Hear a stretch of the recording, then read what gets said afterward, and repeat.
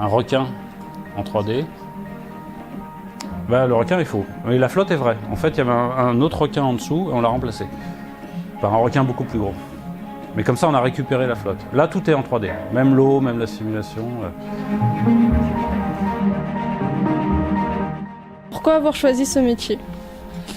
Alors, moi, quand j'étais petit, j'étais passionné de dessin, de sciences, je voulais être inventeur et je voulais faire de la bande dessinée. Le métier que je fais aujourd'hui n'existait pas à l'époque.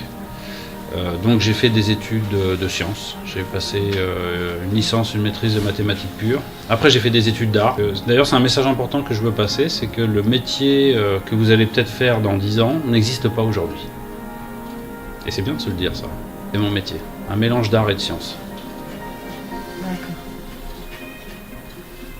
Quelles sont les spécificités du matériel informatique pour votre travail? Je travaille sur des PC. Mais les machines sur lesquelles on travaille ne sont pas les machines sur lesquelles on calcule, c'est séparé. Donc on a toute une pièce réfrigérée dans laquelle on a 400 PC qui calculent, sans écran, mais juste des ordinateurs. Il faut savoir que calculer une image, ça peut prendre 1 heure et demie.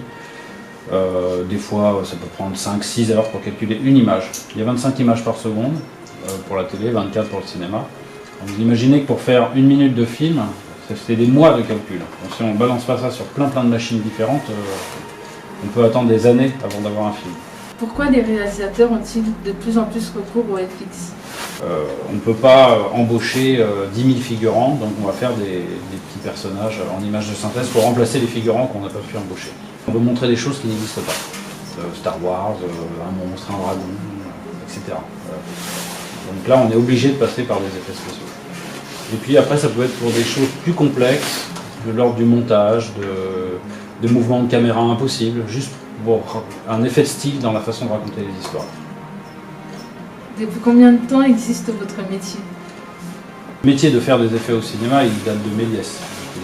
Sous sa forme numérique telle qu'il existe, il a une trentaine d'années. Enfin, quel conseil vous nous donneriez pour travailler dans ce métier? De vous intéresser, d'aller au cinéma, de dessiner et de rester concentré en maths.